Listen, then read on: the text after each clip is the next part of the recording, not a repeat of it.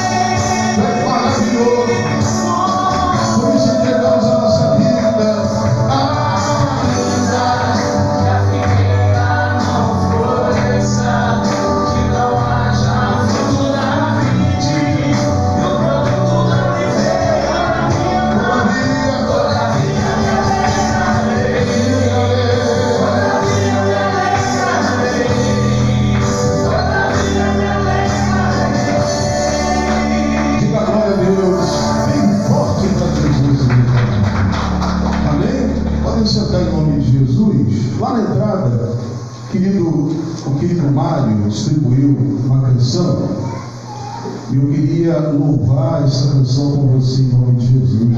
Diga glória a Deus, amém? Uma canção simples de aprender, né?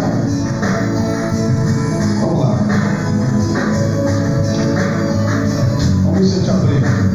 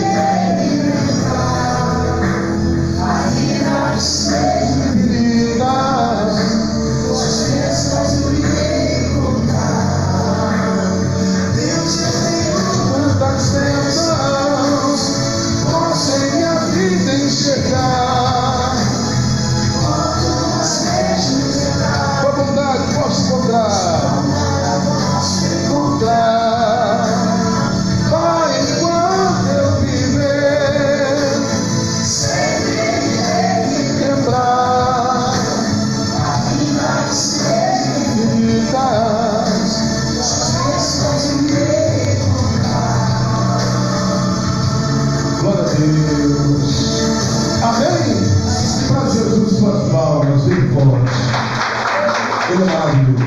Agora coloca a mãozinha no coraçãozinho. Sentado mesmo em nome do Senhor Jesus. Meu Pai, viemos aqui para te ouvir, para ouvir a tua voz, para sairmos daqui hoje diferentes da forma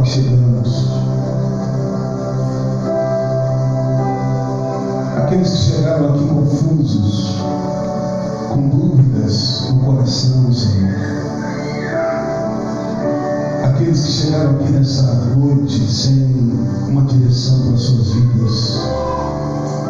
Senhor, toca na vida deles, toca para abençoar, toca para esclarecer, iluminar,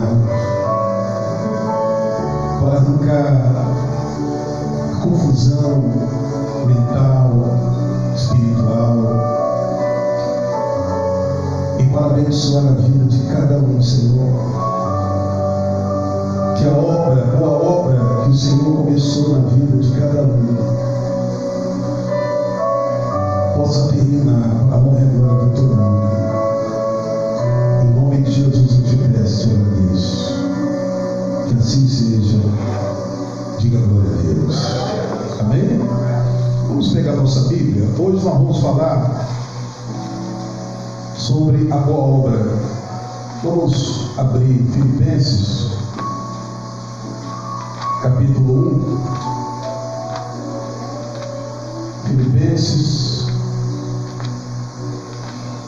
capítulo 1. Vamos falar da boa obra que Deus começou e que Ele quer terminar em nossas vidas. Como leitura introdutória, vamos ler Filipenses capítulo 1, versículos 6. Filipenses está entre Efésios e Colossenses. Então diz assim a Bíblia, Filipenses 1, versículo 6.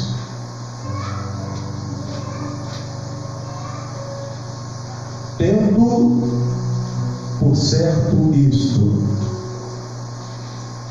ou tendo por certo isso mesmo, que aquele que em vós começou a boa obra,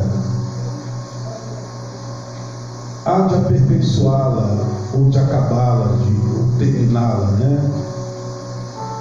até ao dia de Jesus Cristo. Vou ler de novo. Tendo por certo isto, que aquele que em vós começou a boa obra,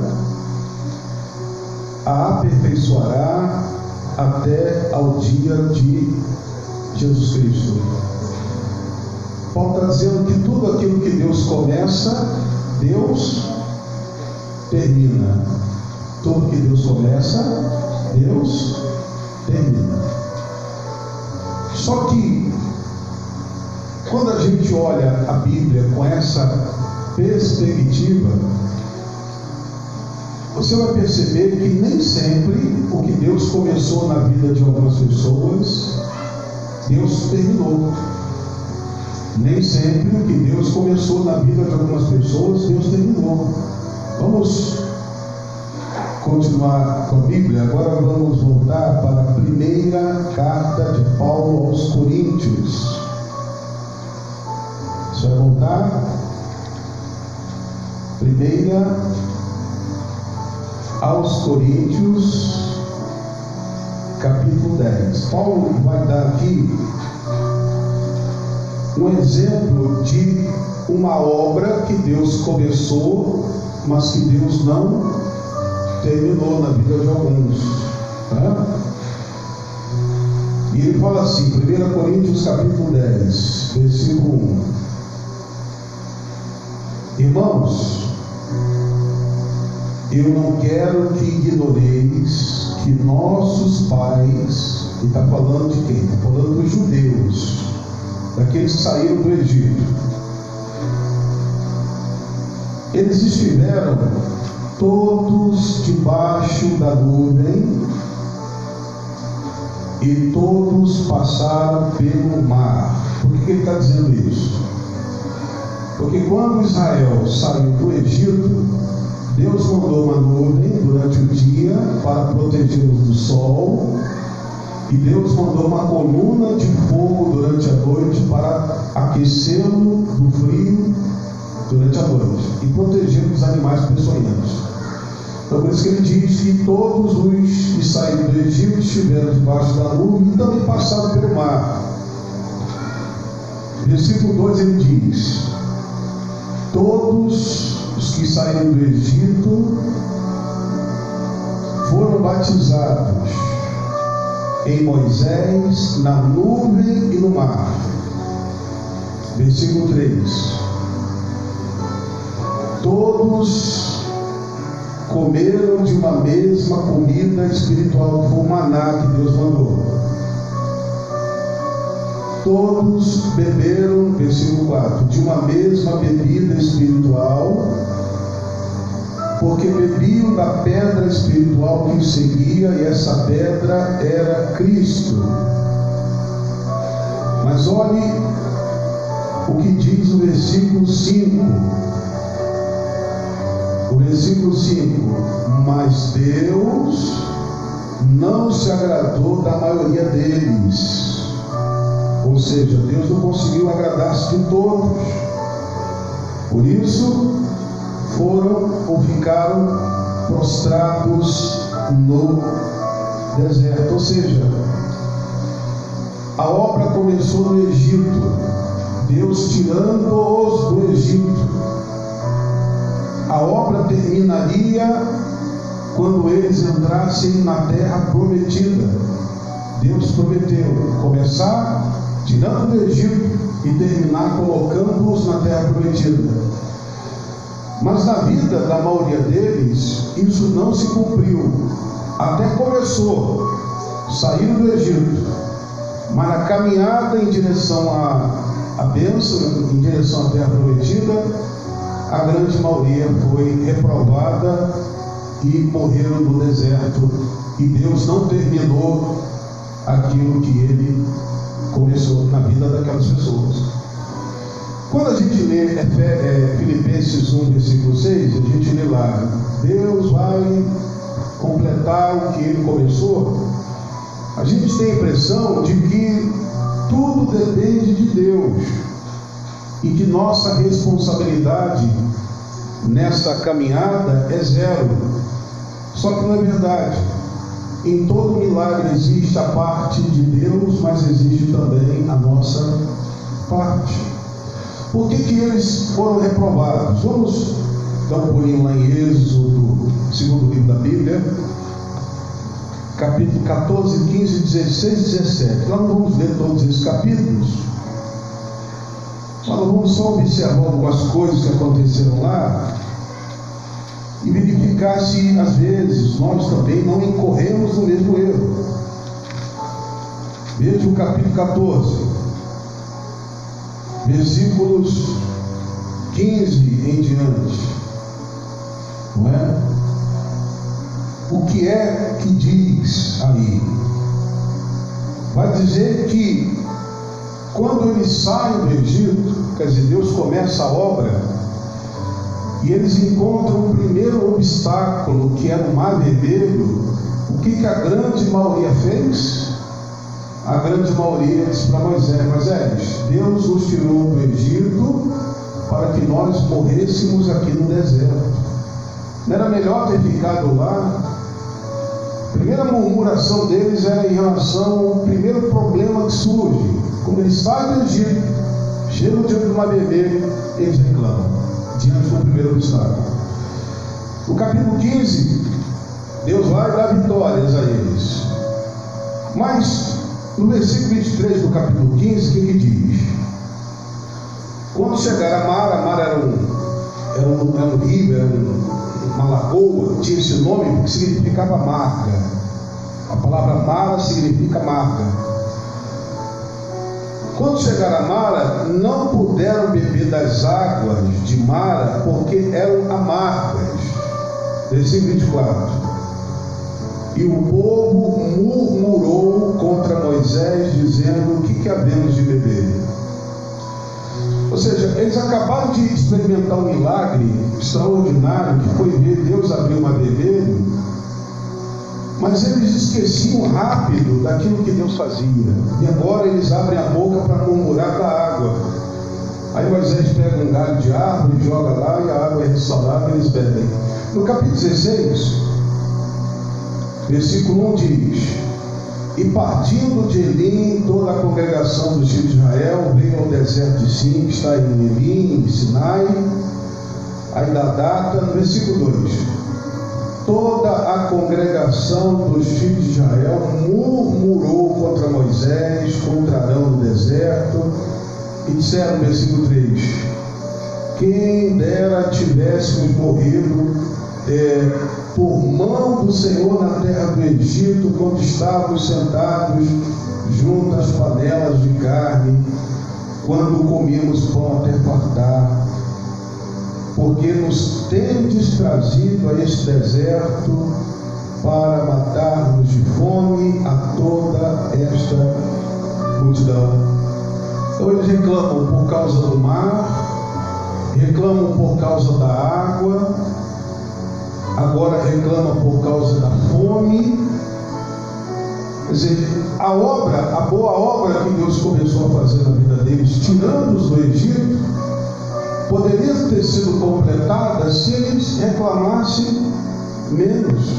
Veja o capítulo 17, versículo 1.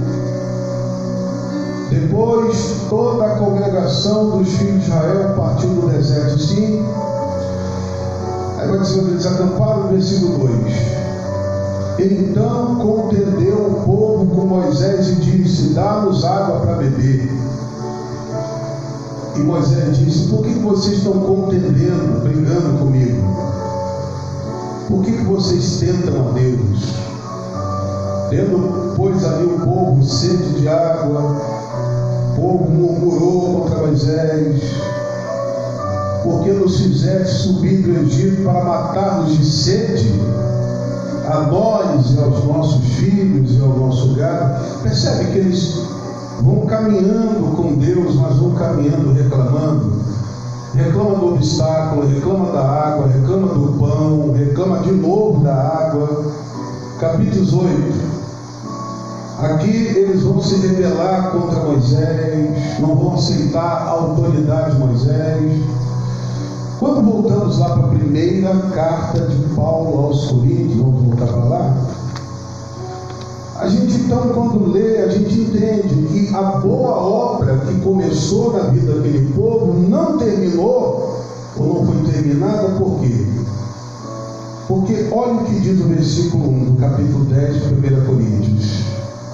1 Coríntios, capítulo 10, versículo 1.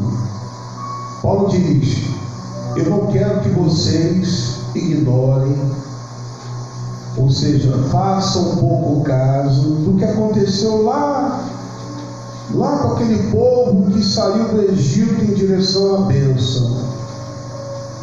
Porque todos eles estiveram debaixo da nuvem, todos eles passaram pelo mar, todos foram batizados em Moisés, na nuvem e no mar, todos comeram de uma mesma comida espiritual, beberam todos de uma mesma bebida espiritual, porque bebiam da pedra espiritual que seguia, que era Cristo.